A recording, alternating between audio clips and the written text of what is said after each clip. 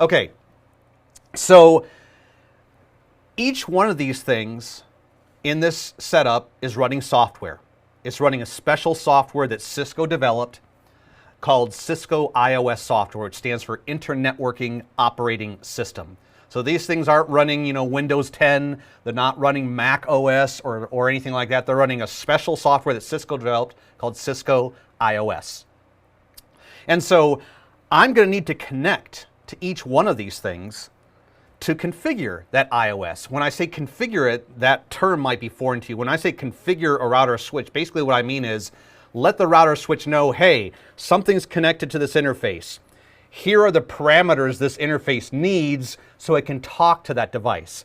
Here are the parameters or commands you need to talk to this other device. That's what I mean by configuring it, typing in commands so that the device knows what it should do and how it should do it. So I need to get access to these devices so I can do that. So there's what's called in-band and out-of-band connections. So here's what I'm going to do. Every single one of these, and I think I've got another picture of this, every single Cisco router and switch that they sell has a collection of interfaces, and you can see those interfaces on here. And one of those interfaces is very special. All right, let me bring this up right here. And we call it a console port. So let me make this bigger for you. So if you can see this right here, if you were to zoom in on my routers or switches, you would see that one of the interfaces is actually labeled. It might not necessarily be blue, but it'll be something that'll say console. And when you first purchase a router or a switch from Cisco or anywhere else, the configuration is going to be empty. It's not going to have any, it's going to have what we call a default configuration, meaning it doesn't have the knowledge it needs to do even the most basic primitive of operations. So you need to connect your laptop or PC to this console port to be able to configure this device. Now, once I have provided minimal configuration, like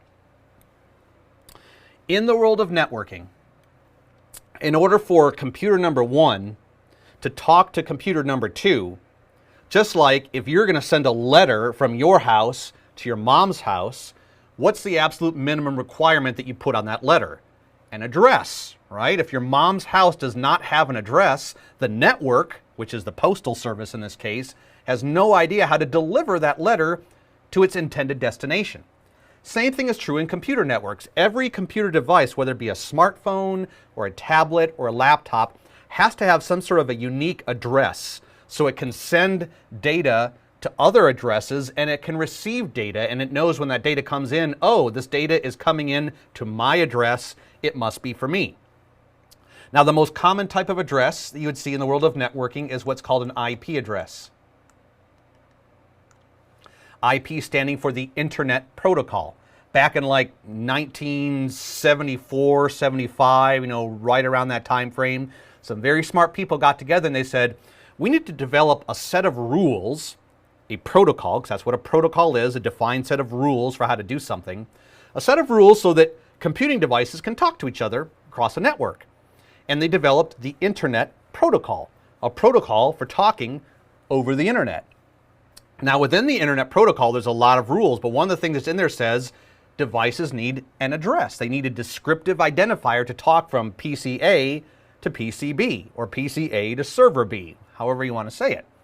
So an IP address is that unique identifier. Every device, your smartphone, your laptop, has an IP address. What does that have to do with this console port? Well, initially, routers and switches don't have any IP addresses. None, zero, zip. So the only way I can get into the command line to configure it is via this console port.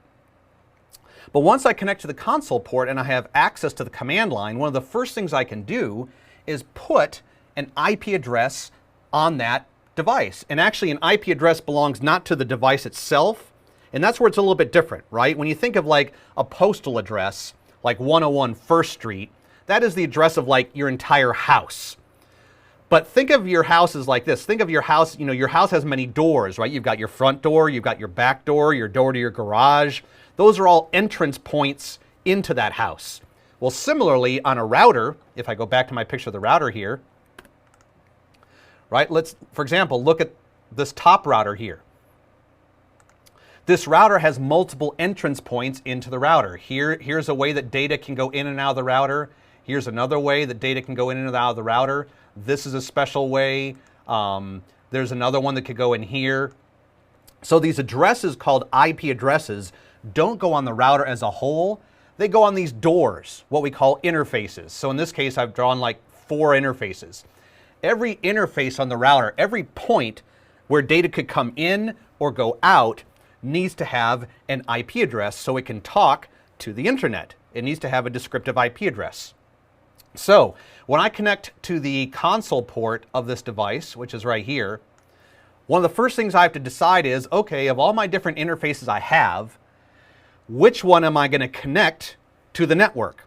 And whatever interface that is, and there might be more than one, what interface that is, I need to put an IP address, a descriptive name or identifier on that interface. Once I do that, so once I've identified the interface, I've cabled that interface up to a functioning existing network, and once I put an IP address on that interface, now I don't need to connect to that console port to get into the command line of the router or the switch. I don't have to be physically in front of it with a little cable to connect. I can actually be thousands of miles away, and using the Internet Protocol, I can send IP packets, which are units of data, from my laptop through the network going into this interface, and I can get access to the command line that way. But I can't do that at first. At first, I need to connect to the console port. So how am I going to do that in this particular case? Well, at minimum, so each one of these console ports, let me go back to the picture right here a little bit bigger. You can see they have a special type of jack. And I have in front of me here all kinds of cables. I got this, let me expand this here a little bit. Oops, not that. Let's see, how do I do it? Nope, not that. I'll figure it out one. There we go. So I got this great sort of pink cable right here. I got an orange cable right here. I got a whole slew of black cables. I got this nice looking blue cable right here. So the first thing I have to be aware of is which cable is appropriate for connecting to that console port. Let me get back to this. So number one, if I take a look at the size and shape of the console port, all right, and I got another cable right here. So would this cable be appropriate to connect to that console port? Well, I don't know how well this is coming on your screen, but you can see that the size and shape of that cable and the end of that cable is not appropriate to connect to that console port, because this type of interface is different. We actually call this type of interface a registered jack. So you might see this term RJ45. Let me draw this on here. RJ-45.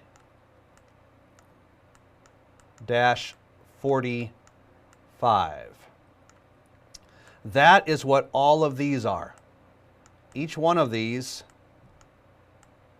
is an RJ45 jack, because you can see they all look the same. They've all got the same form factor. So this is the female end of an RJ45 jack, and the male end looks like this. All right, and I actually have a better picture for you that I can show you that's bigger. So for example, right there, that is the male end of an RJ45 jack. So clearly, any way that I'm going to connect to this console port, if I'm going to connect to this, it has to be one of these cables that has one of these ends on it. So knowing that, I can take this cable right here and say, okay, clearly that's not going to be used to connect to the console port because that isn't the right kind. But I still have, like I said, I got red, I got black, I've got yellow right here. And this is where you just have to know this. So a console port, when you buy a Cisco router switch, you get a special cable, at least hopefully you will, that looks like this. So this cable right here it does have an RJ45 connector on the end of it, and this is what we call a console cable. It's a flat cable, and one end of the cable has an RJ45 jack. Let me go ahead and disconnect this here. And the other end of the cable is something different. If I can show that to you right there. So here's my RJ45 jack, and this is what we call a DB9 connector. You don't have to memorize that. Main thing you have to realize is that, hey, this type of cable right here is clearly different than this type of cable, because this type of cable has RJ45 on both sides. This type of cable does not. So this is what we call a flat blue Cisco console cable. This end of it right here would go into the RJ45 jack, the console port, and this end right here fits into your laptop. Now, most laptops these days don't have connectors that look like that. There's no place to plug it in.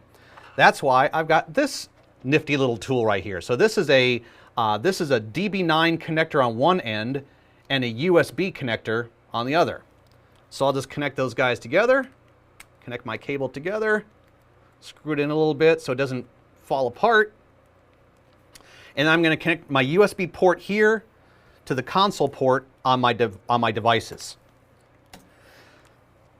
Now, if I want to configure all these, which I will, option number one is I could connect to the console port of this first router, spend a little bit of time configuring it, disconnect the cable, connect to the console port of the second router, and do that one by one by one, configuring them all. But there's a much easier way to do this. So this guy right here in the middle, this guy right here, is an old Cisco router that you actually can't buy anymore. It's called a Cisco 2500 series router. But it's special in the fact that it has, let me go ahead and make this a little bit bigger. Right there. Expand this. Right there.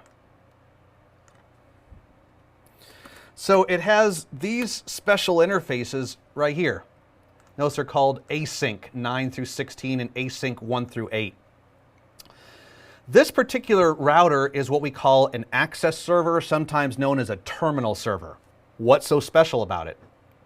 Well, these interfaces over here on the right, Serial 0, Serial 1, AUI, these are networking interfaces, right? These are interfaces that you will need to put an IP address on them, connect them with special cables to a network, and then they can send and receive IP packets. However, these interfaces right here are not like that. An async interface connects to a special cable called an octal cable. Now you might be wondering, what does an octal cable look like? And that is this right here. So notice, it's got a special connector, all right, which goes into, so I'll go back here, so back and forth. So that connector will go into this. And then this cable has 8, that's why they call it octal, 8 cables snaking out of it.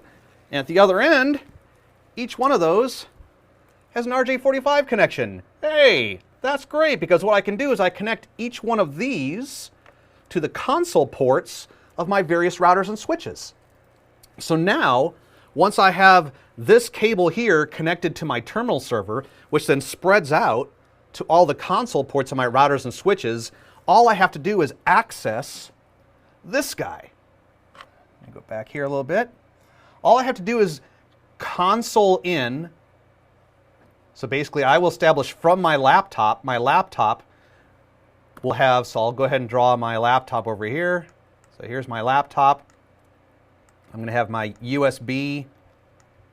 So here's my USB connection, and that will have the blue flat cable, that blue cable, which will terminate right here into the console port of my terminal server.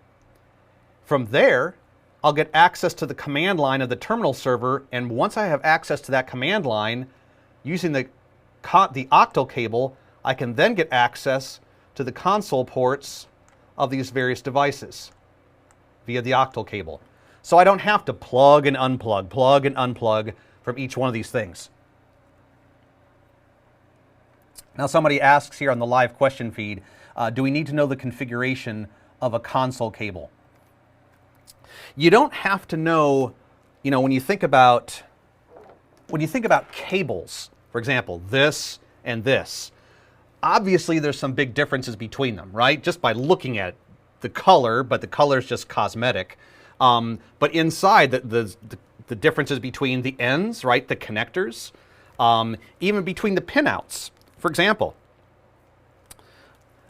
both of these, so this has an RJ45 jack, this has an RJ45 jack. Both of these are meant to do the exact same thing, connect into the console port of a router or a switch. However, I'm going to put my octal cable aside here for a moment. It's getting kind of messy. If I take a look at this, all right, this right here is an Ethernet cable. This black one is not meant to connect to the console port, and yet it still has an RJ45 jack, just like the blue one does. So what's different? There's clearly some differences. Well, if I was actually to strip off this plastic or rubber coating on both of them, you would see that there's very thin strands of wire inside here and inside here. As a matter of fact, if I zoom in, let's see here. If I use, for example, this picture,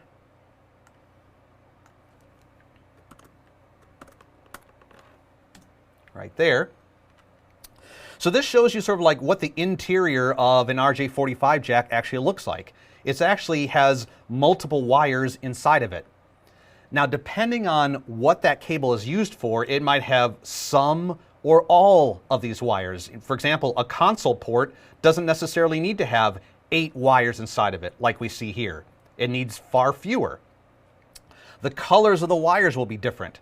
So that's sort of like what makes the difference between the cables. Now, if you're ever taking any Cisco certification test, are they going to expect you to know how many wires are in this versus how many wires are in this? And what are the wire colorings and how are they wrapped together? No, you're never going to need to know that. Now, if you actually go into like manufacturing and you're working for a company that's manufacturing or designing cables, then yes, clearly you would need to know that. But your typical average network engineer out there, 1 out of maybe 1,000 might be able to answer questions like, how many wires are in here? What's the thickness of the copper wire? How are they wrapped around each other? What do the colors mean? You won't need to know that. All you need to know is, okay, this is a console cable, either because I bought it that way or it was labeled that way. This is an Ethernet cable, and you need to know they go in different interfaces. Console cable doesn't go into an Ethernet port. An Ethernet cable does not go into a console port. You need to just be able to identify what's appropriate for the cable, what it should plug into. All right, so that being the case, that's going to be my step number 1 here. So I'm going to go ahead and connect my USB right here into my laptop. Now, let me actually take a step back here before I even do that. So now this is of course Windows here. In the laptop, I'm going to go ahead and bring up my control panel. Put this right here. Okay, so in the control panel, if I go to Hardware and Sound, then Device Manager. Let's put the Device Manager over here. All right, so in the Device Manager right now, it shows me, my monitors, my network adapters. One thing I'm not seeing is that when I plug in this USB adapter, this is called a USB to serial adapter. That's what it's called. USB on one side to a serial on the other. Because a USB interface has electrical signaling and different pinouts and wires than a serial interface does. So this has to convert between the two of them. What we're going to see is when I plug this in to my laptop, in the Device Manager right here, I'm going to have a new port that comes up that did not exist before. So watch real closely. I'm going to plug this in. Okay, I just plugged it in. Look right below network adapters. Now I have something that didn't exist before, COM and LPT. Honestly, I have no idea what LPT stands for. Anybody in the live question feed, just random trivial fact, anybody know what LPT stands for? I hate seeing acronyms and not knowing what they mean. But in this particular case, oh, I think it might be printer. Maybe that's what it stands for. Anyway, line printer. Thank you, Dwayne. Line printer. Fantastic. Well, in this particular case, by plugging that serial to USB adapter in there, it gave me a COM port, COM4 in this case. Why do I need to know that? Because I'm going to bring up some software in my laptop that's designed to send characters to the console port of my router switch. And that software, which is called a terminal server or an access terminal client, it's called terminal client software, needs to know which COM port it's connecting to. And unfortunately, this is kind of random. If I unplug this and plugged it back in again, it could end up as COM6 or COM9, but I needed to know what that COM number was. So I'm going to go ahead and bring up the software right now. There's lots of software that you can use. The software I'm going to use is called Secure CRT, and it looks like this. So let me just minimize this a little bit. So this is what Secure CRT looks like. And I've already got something here called console, but if I right-click on that and show you the properties, and Secure CRT isn't the only one. You can download free ones like HyperTerminal, that's one of them, PuTTY, P-U-T-T-Y.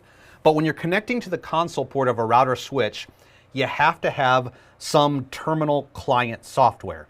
So just Google for that. Google terminal client software for like Windows 7 or Windows 10 or whatever it is that you happen to be using. And Secure CRT is the one I'm using right here. So step number one. For example, if I was to do a new connection, file, quick connect. So let's say I was doing a new connection. Well, you can see my options here. I'm going to be using serial. Now, if I was actually sending IP packets to this device over the network, if it already had if my router switch already had an IP address, and I want to send commands to it via IP, then I'd be using like SSH or Telnet. These are applications that run in your laptop. They're specifically designed to take commands you type into the keyboard, put those commands inside of IP packets, and then send those IP packets to wherever you want them to go. But in my particular case, my routers and switches, my terminal server doesn't have any IP yet. So I need to use my USB to serial connection. So that's why I need to select serial on here. And notice, it says, okay, what COM port am I using? I saw that it was COM4. And the default settings for the console ports on routers and switches, and this is something you need to know, is 9600. That's like how many pulses or bits per second, 9600. The rest of it I can leave, 9600, 8, none, and 1. So you'll probably want to memorize that. So this is the basic settings here for connecting to the console port on a Cisco router switch. Select the COM number, and that's why I needed the device manager. That's why I needed this. When I plugged in my cable, it told me. So for example, if I unplug it, all right, it's gone. Now I'll go ahead and plug it in again. Let's see if it gives me COM4 again. So let's see here. Yep, fortunately it gave me COM4, but it's not always going to give me the same number. So you need your COM number, 9600, 8, none, and 1.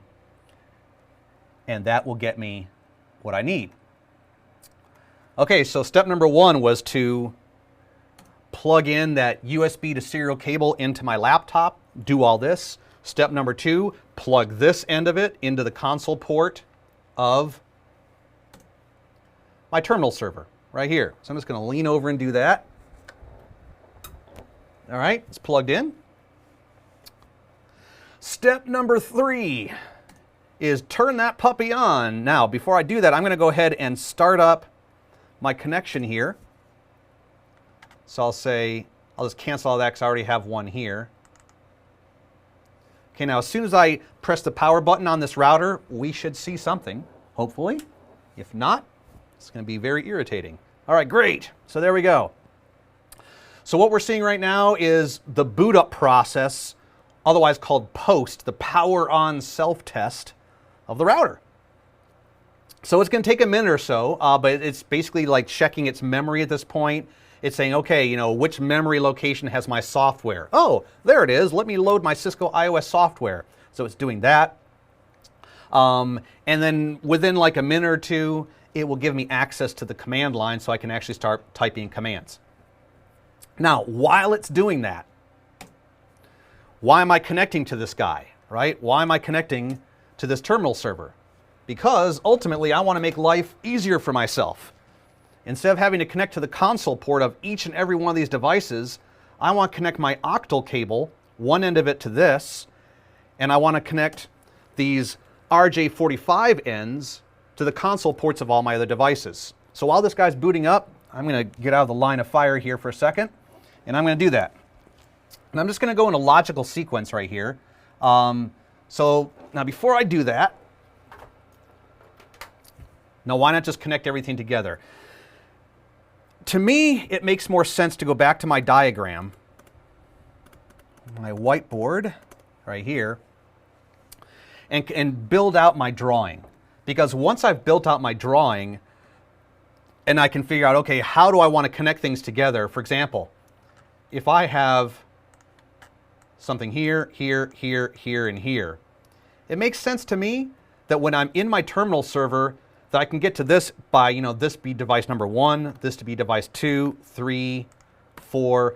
So I need to figure out, because if I go back to my octal cable, each one of these ends is labeled.